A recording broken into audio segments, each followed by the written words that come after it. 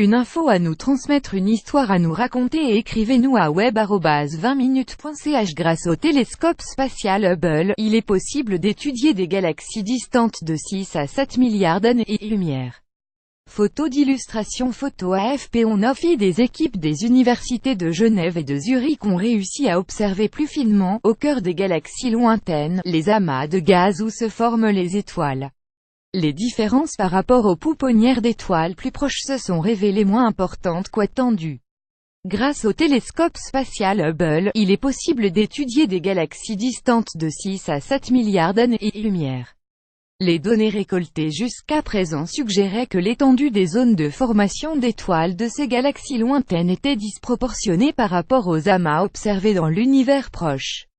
Dans ces galaxies lointaines, des amas semblaient atteindre une taille de 3000 années-lumière, soit 1000 fois plus grand que les zones de formation d'étoiles mesurées dans les galaxies proches de la Voie lactée. Ces observations laissaient penser que la formation d'étoiles dans un passé lointain obéissait peut-être à d'autres lois. Loupe naturelle. Les chercheurs genevois et zurichois ont voulu en avoir le cœur net. Ils ont observé avec Hubble des galaxies lointaines en s'aidant du phénomène de lentille gravitationnelle.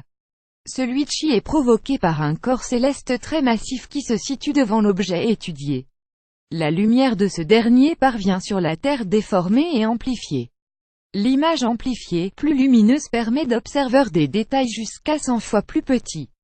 Les scientifiques ont alors découvert que les amas de ces galaxies lointaines ne sont ni si grands ni si massifs, relève l'université de Genève-Uniz.